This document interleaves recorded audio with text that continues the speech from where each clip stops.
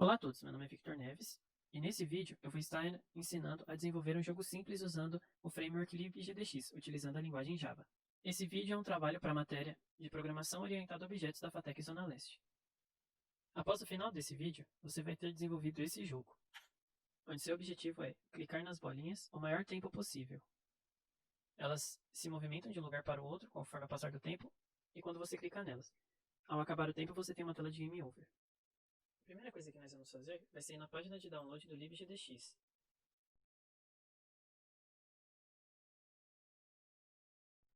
Depois de baixar ele, é só você abrir e vai aparecer a tela de criação do projeto.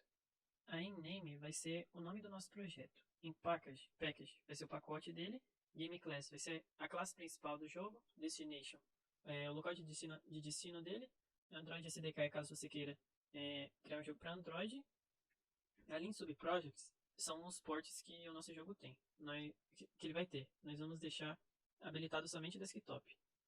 Ali em extensions, nós vamos desmarcar box 2D e deixar marcado apenas FreeType. Após isso, é só clicar em Generate e, se tudo der certo, ali embaixo na caixinha de log, ele vai colocar uma mensagem Build Successful. Depois de ter gerado o projeto, agora nós só precisamos importar ele para Eclipse. Para fazer isso, nós clicamos em File, Import, vamos em Gradle, existe Gradle Projects. Após isso, nós vamos selecionar o caminho do projeto e depois é só clicar em Finish. Depois que você importar o projeto, vai aparecer a pastinha dele ali no Project Explorer. Abrindo ela, você vai ver outras duas pastas. Uma com o nome do seu jogo _core e outra com o nome do seu jogo _desktop. A core é o núcleo do seu jogo. É lá que você vai implementar como ele vai funcionar. E o desktop seria o seu launcher para a versão de desktop dele. Nós vamos abrir essa pasta, atrás do desktop, e vamos abrir a classe Desktop Launcher. Bom, dentro dela nós temos um objeto do tipo LWJGL Application Configuration. Esse objeto ele tem as configurações da nossa versão de desktop. Então nós vamos colocar uma largura, uma altura para ele e falar que o atributo ResizAble dele vai ser falso. Assim a nossa janela vai ter 800 pixels de largura, 600 pixels de altura e não vai poder ser redimensionada. Agora nós vamos abrir a classe principal do nosso jogo. Bom, essa daqui é a classe principal do seu jogo. Ele já vem com um SpriteBat e uma textura. Como nós não vamos utilizar texturas, você pode apagar. Agora nós vamos criar 4 atributos. Um inteiro para ser a pontuação, uma string para ser o texto seguido da pontuação, um ponto flutuante para ser o tempo restante para o jogo terminar e uma string para ser o texto que vai mostrar esse tempo restante. Bom, nós também vamos criar um método para inicializar essas variáveis sempre que o jogo for criado. Assim não vai gerar erro caso tenha que fazer alguma comparação ou atribuição. Depois de ter criado, nós vamos colocar ela dentro do método create. O método create é chamado uma vez sempre que seu jogo é iniciado. Então, atribuir valores a variáveis, criar instâncias, é sempre feito nesse método. Nós também vamos criar um método chamado update para atualizar toda a lógica do nosso jogo dentro dele. Como parâmetro desse método, nós vamos pedir um float que vai ter o nome de delta. Chamaremos o nosso método update dentro do método render já feito pelo libgdx. Esse método é executado a cada frame do jogo. Se você estiver jogando algo a 30 frames por segundo, esse método roda 30 vezes por segundo. Chamando a função, nós também vamos passar como parâmetro para ela o gdx.graphics.getDeltaTime. O deltaTime é a diferença de tempo entre um frame e o outro. Nós vamos usar isso para a velocidade ser a mesma, independente se você estiver rodando a 60 fps como a 30 fps. Voltando agora lá ao método update, nós vamos colocar que a nossa variável tempo restante vai ser igual a ela mesma menos o nosso delta. Abaixo dela, nós vamos colocar uma condicional, verificando se o tempo restante vai ser menor ou igual a zero. Caso isso aconteça, eu só coloquei um print ali escrevendo fim de jogo, mostrando o fim de jogo na tela. Abaixo da nossa condicional, nós também vamos atualizar a string que vai ter o texto do tempo, colocando que ela é igual ao texto tempo, dois pontos espaço, mais a nossa variável tempo restante. Nós também vamos precisar aumentar ou diminuir a pontuação do nosso jogador conforme ele acerta as bolinhas. Então, vamos criar um método chamado aumentar a pontuação, que aumenta a pontuação em 1 e aumenta mais um pouco do tempo restante. E um método chamado diminuir pontuação, que vai diminuir a nossa pontuação em 1 e diminuir um pouco o tempo restante para o fim do jogo. Para atualizar a nossa string, nós vamos criar uma outra função chamada atualizar pontuação. Nela, a nossa string para o texto vai ser pontos, dois pontos, vai ser o texto, pontos, mais a nossa variável para pontuação. Nós vamos chamar esse método tanto no aumentar pontuação como no diminuir pontuação. Assim, toda vez que ele alterar a nossa pontuação, ele vai atualizar o texto. Se executarmos e esperarmos um pouco, vamos ver que após 10 segundos, o console vai começar a mostrar para a gente o texto fim de jogo. Isso significa que o nosso método update já está funcionando. Bom, agora nós precisamos criar a nossa bolinha. Para isso, vamos criar uma classe separada para tratar o comportamento dela. Dentro da classe bolinha, nós vamos ter o Shape Renderer. A classe Shape Renderer, ela serve para criar formas geométricas na tela, assim não vamos precisar usar nenhuma imagem externa. Além disso, nós vamos criar variáveis para representar a posição x da nossa bolinha, a posição y, o raio da nossa bolinha e alguns valores decimais para ser o tempo máximo para ela poder se teleportar, o tempo mínimo para ela se teleportar, o tempo para a próxima vez que ela vai se teleportar e o tempo atual. Também vamos criar um atributo do tipo color para representar a cor da nossa bolinha. Agora vamos precisar de um método construtor. No nosso método construtor, nós vamos passar o x, y e o raio da nossa bolinha como parâmetros. E dentro do nosso construtor, nós vamos atribuir os valores que vieram dos parâmetros, também vamos criar a instância de Shape Renderer e uma instância de cor. Nós também vamos criar um método chamado update, passando o delta como parâmetro, para atualizar toda a lógica da nossa bolinha. Dentro desse método, nós vamos colocar que o nosso tempo atual vai ser igual a ele mais o delta. E uma condicional embaixo, se o tempo atual for maior que o tempo para o próximo teleporte, ele vai teleportar. Como não temos essa função ainda, vamos deixar em branco. Abaixo, vamos colocar também uma função para a nossa bolinha ser desenhada na tela. Então vamos criar um método draw. Bom, dentro dele, primeiro nós precisamos pegar o nosso atributo do tipo ShapeRenderer e dar um ponto begin nele. Isso significa que a partir daquela chamada de função, ele vai começar a desenhar figuras geométricas na tela. Como parâmetro para o begin, ele pede um tipo de chapa. No caso, pode ser uma chapa com contorno e preenchimento ou uma chapa apenas com contorno. Nós também precisamos setar uma cor para a nossa chapa, por isso chamaremos a função setColor. Para desenhar nossa bolinha, nós usaremos a função circle, e dentro dela nós vamos passar o x, o y e o raio do nosso círculo. Feito isso, como nós não vamos desenhar mais nenhuma figura geométrica na tela, nós vamos chamar a função end do ShapeRenderer. Logo abaixo, agora nós já podemos criar a função para mover nossa bolinha de um lado para o outro. Então vamos criar um método chamado teleportar, e nele nós vamos colocar que o x da nossa bolinha vai ser uma posição aleatória. Para isso, o libgdx já possui uma classe chamada mathUtils, e dentro dela possui algumas funções para ajudar a gente com operações matemáticas. Uma dessas funções é o random, que vai gerar um valor aleatório para a gente. Nós podemos passar um limite para ele gerar um valor entre o nosso mínimo e o nosso máximo. Então nós vamos colocar que o valor mínimo para o nosso random vai ser o raio, e o valor máximo vai ser a largura da tela menos o raio dele. Assim a nossa bolinha não vai se teletransportar para algum lugar que ela escape um pouco da tela. Ela sempre vai ficar certinho dentro da nossa janela. Para o y, a gente vai utilizar quase a mesma coisa. A diferença é que, ao invés do nosso máximo ser a largura menos o raio, vai ser a altura menos o raio. Nós também vamos atualizar a cor da nossa bolinha. Vamos colocar que tanto o vermelho quanto o verde quanto o azul vão ser igual a um valor aleatório entre 0 e 1. E vamos colocar também, agora que o tempo para o próximo teleporte, ele vai ser um valor aleatório entre os atributos tempo mínimo teleporte e tempo máximo. Nós também vamos colocar dentro do teleportar que o nosso tempo atual vai ser igual a 0. Assim ele vai zerar nosso contador, começar a contar novamente para teleportar de novo. Como vamos usar o tempo mínimo e o tempo máximo, nós precisamos inicializar essas variáveis. Então, dentro do nosso construtor, vamos colocar que o tempo mínimo para o teleporte vai ser 0,6 segundos e o tempo máximo vai ser 1,2 segundos. Voltando à nossa classe jogo, nós vamos criar agora um novo atributo do tipo bolinha, que foi a classe que acabamos de fazer, e dentro do nosso create, nós vamos criar uma nova instância da nossa bolinha, passando uma posição e o raio. Eu vou colocar o raio como 64. Dentro do método render, nós vamos chamar a nossa função draw da classe bolinha. Assim, ela vai desenhar a nossa figura geométrica na tela. Dentro do método update da nossa classe principal, nós vamos chamar também o método do update da nossa classe bolinha, para atualizar toda a lógica dela e fazer ela teleportar de um ponto a outro. Ao tentar executar, vai me gerar um erro de ponteiro nulo. Isso é porque a nossa variável tempo atual lá na classe bolinha não foi inicializada. Então, quando ele for começar a adicionar o delta nela, ele não vai ter nenhum valor, por isso está gerando esse erro. Para isso, nós vamos chamar a nossa função teleportar dentro do nosso construtor e dentro da nossa condicional no update. Se executarmos agora, vamos ver que a nossa bolinha consegue ir de um ponto a outro, só que ainda não tratamos as entradas de usuário. Para tratar as entradas de usuário, um clique do mouse, um botão do teclado, o libgdx ele possui uma interface chamada Input Processor, que é o processador de inputs. Como ele é uma interface, nós vamos precisar criar uma classe que implementa essa interface. Então, vamos criar uma classe chamada processador input. Dentro dela, vamos colocar que essa classe implementa um input processor. Logo após isso, o Eclipse vai nos informar que tem um erro. Isso é porque nós não implementamos os métodos daquela interface. É só você clicar aqui em Add Unimplemented Methods que ele vai gerar todos os métodos da interface para você. Agora que os métodos foram gerados, nós vamos ir para o método touchdown. Ele vai ser executado toda vez que clicarmos com o mouse ou tocarmos na tela, caso estivéssemos criando uma aplicação para o celular. Bom, sempre que clicarmos na tela, nós queremos verificar se o nosso mouse está em cima da nossa bolinha, mas nós vamos precisar pegar a posição da bolinha a partir dessa classe. Para isso, nós vamos criar um novo atributo do tipo bolinha e também vamos criar um novo atributo do tipo jogo, que é a nossa classe principal.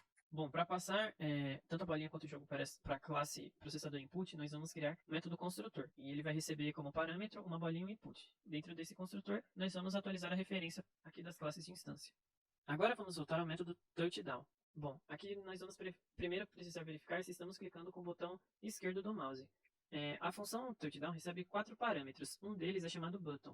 Essa variável ela armazena um número correspondente a qual foi o botão clicado. Por padrão, o botão esquerdo do mouse tem o valor 0. Então vamos verificar se o botão for igual a 0. Bom, agora para saber se o nosso mouse vai estar em cima da nossa bolinha, nós precisamos verificar se a distância entre os dois é menor ou igual ao raio da nossa bolinha. Como atributo raio na classe bolinha privada, nós vamos precisar criar alguns gets e sets. Bom, nós vamos criar para os atributos x, y e raio. Assim vamos conseguir ter acesso a esses atributos a partir de outras classes. Para calcular a distância entre a nossa bolinha e o nosso mouse, nós vamos utilizar a classe Vector2. Dentro dela, existem alguns métodos com operações de vetores. Uma delas é o método DST, que vai retornar a distância de um ponto ao outro. A sigla vem de distance. Bom, dentro dela nós vamos passar o x e y do primeiro objeto e o x e y do segundo objeto. O primeiro que nós vamos passar vai ser o nosso bolinha.get x e getY. Segundo, nós precisamos passar a posição do mouse. Ali nos parâmetros, um deles é screen x e o outro screen y. Screen x seria a posição x do nosso mouse. Screen y seria a posição y. Então vamos colocar screen x e no y do nosso mouse, nós vamos ter que colocar a altura da nossa janela menos a posição y. Porque screen x ele pega a posição, ele começa a contar a partir da janela do nosso jogo. Mas screen y ele começa a contar a partir do início do nosso monitor. Então nós fazemos essa subtração para deixar o valor certinho. Abaixo da nossa variável distância, nós vamos fazer uma condicional verificando se essa variável é menor ou igual ao raio da nossa bolinha. Se for, nós vamos chamar a função teleportar dela para ela ir para outro ponto e vamos chamar a função aumentar pontuação da nossa classe jogo. Caso contrário, nós devemos verificar se a pontuação é maior que 0. Se ela for, nós vamos diminuir essa pontuação em 1. Como a variável pontuação é privada, nós vamos precisar de um getSet para ela. Então vamos voltar na classe jogo e criar um get e um set para o atributo pontuação. Bom, agora nós vamos verificar se a nossa pontuação é maior que 0 e se ela for, diminuiremos a pontuação. Bom, nós já temos uma classe para tratar as entradas de usuário, só que nós precisamos avisar para o libgdx que aquela classe vai ser necessária. Então nós vamos criar um novo atributo do tipo processador input e falar para o libgdx que aquele atributo vai ser o responsável pelas entradas de usuário. Bom, aqui nessa parte eu acidentalmente coloquei a função errada, não é .dot, é .dst. Agora se nós executarmos, vamos ver que sempre que clicarmos em uma bolinha, ela é automaticamente movida para outro lugar. Bom, para adicionar um pouco mais de dificuldade ao jogo, dentro da nossa classe bolinha, nós vamos criar um método chamado diminuir raio. Ele vai diminuir o raio da nossa bolinha em um valor aleatório entre 0 e 3. Criado o método, nós vamos chamar ele na nossa classe que processa os inputs. Toda vez que ele clicar em cima da bolinha, além de aumentar a pontuação, nós vamos diminuir o raio da nossa bolinha. Testando o jogo, agora nós já vemos que sempre que clicamos em uma bolinha, o raio dela é diminuído, ela vai ficando cada vez menor. Agora nós vamos precisar adicionar textos na tela. Para isso, vamos criar um atributo do tipo bitmap font. O libgdx trabalha com fontes bitmap, que são fontes já renderizadas. Para renderizar uma fonte a partir de um arquivo de fonte, nós vamos utilizar outras duas classes. Mas antes disso, vamos importar nossa fonte para o nosso projeto no Eclipse. No libgdx, ela passa para os arquivos do jogo, fontes, música, gráficos, etc., chamada assets. Ela fica dentro da pasta com o nome do seu jogo _core. Se você clicar com o botão direito, você pode ir em Show in System Explorer, aí ela vai abrir essa pasta no seu Windows. Vamos jogar a nossa fonte lá e vamos chamar ela de fonte-pixel. Eu vou deixar o link de download da fonte na descrição do vídeo. Agora que nós importamos a fonte, nós vamos criar uma variável do tipo FreeTypeFontGenerator. Essa classe é uma classe que gera fontes bitmap a partir de arquivos de fontes normais. Bom, criando uma nova instância dela, nós vamos passar como parâmetro o local onde a nossa fonte está. Para isso, nós vamos utilizar a função que está dentro da classe gdx.files.internal. Dentro dela, nós vamos passar o nome da nossa fonte, que no caso é fonte-pixel.ttf. A extensão é muito importante. Bom, para gerar a fonte, ele também vai precisar de algumas configurações, como por exemplo o tamanho e a cor da nossa fonte. Para isso, nós vamos criar uma nova variável do tipo FreeTypeFontParameter, e nós vamos instanciar ela na mesma linha. Para definir o tamanho da fonte, nós vamos colocar que o size da nossa variável vai ser igual a 22. Caso você queira uma fonte maior, é só alterar esse valor. Também vamos falar que a cor vai ser branca. Você também pode alterar caso quiser. Após isso, nós vamos falar que a nossa variável do tipo bitmapFont vai ser igual à nossa variável do tipo FreeTypeFontGenerator, e a partir dessa variável nós vamos chamar a função generate. Assim ela vai retornar uma fonte bitmap para a gente. Dentro da função generateFont, nós temos que passar a nossa variável do tipo FreeTypeFontParameter, contendo as configurações para a criação da nossa fonte.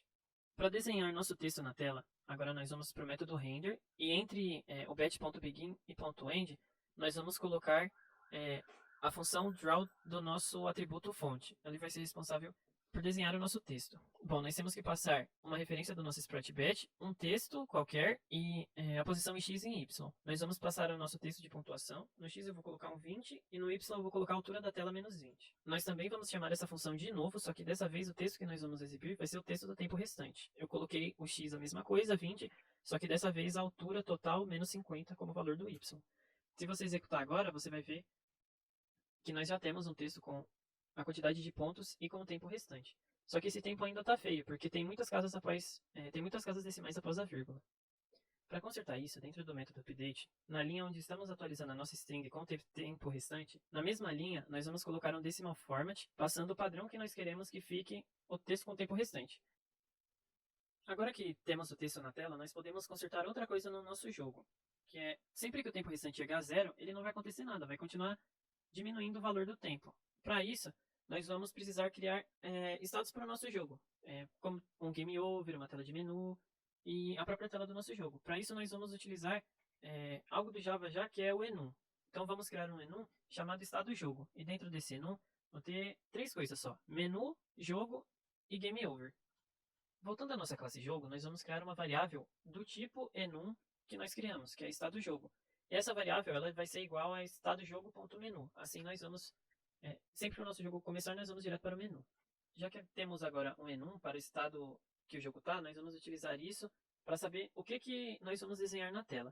Então, lá na nossa função render, nós vamos criar um switch case testando cada uma das possibilidades do nosso enum, menu, jogo e game over. Caso o estado atual do nosso jogo seja menu, nós vamos chamar a função begin do nosso sprite_bet e vamos desenhar duas fontes. Aqui na primeira vamos colocar jogo das bolinhas e na segunda vamos colocar aperte uma tecla para iniciar. Os próximos dois valores, não se esqueçam, é a posição que esse texto vai aparecer. Então você pode colocar qual você quiser. Depois de desenhar as duas fontes, nós não podemos nos esquecer que devemos chamar a função end do nosso sprite_bet. Enquanto estivermos naquele estado, não vamos desenhar mais nada na tela. Caso o estado seja jogo, nós vamos basicamente reaproveitar tudo que a gente tinha no render, a partir do update. Nós vamos colocar a chamada para a nossa função update, vamos colocar o bet.begin, as duas fontes desenhando a nossa pontuação, mostrando na tela a nossa pontuação, o tempo restante, o encerramento do nosso bet e a nossa função bolinha, a função draw da nossa classe bolinha. Caso o estado seja game over, nós só precisamos copiar e colar o que já estava ali em menu. A diferença é que no texto a gente vai colocar game over e aperte uma tecla para voltar ao menu. Para diferenciar uma tela da outra, caso o estado seja menu ou jogo, na função glClearColor, nós vamos passar um valor para diferenciar a cor de fundo da nossa tela de game over. Para isso, nós precisamos pegar a nossa função, está na classe gdx.glClearColor e colocar em cada um dos casos, tanto a clearColor como a clear.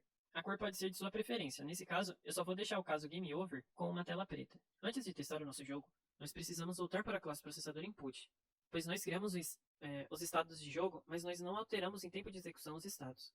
Aqui na classe processador input, dentro do método keydown, nós precisamos verificar, sempre que o jogador apertar uma tecla, em qual estado de jogo nós estamos. Como nós não temos acesso, porque o nosso atributo na classe jogo é privado, vamos precisar criar um get e um set para ele.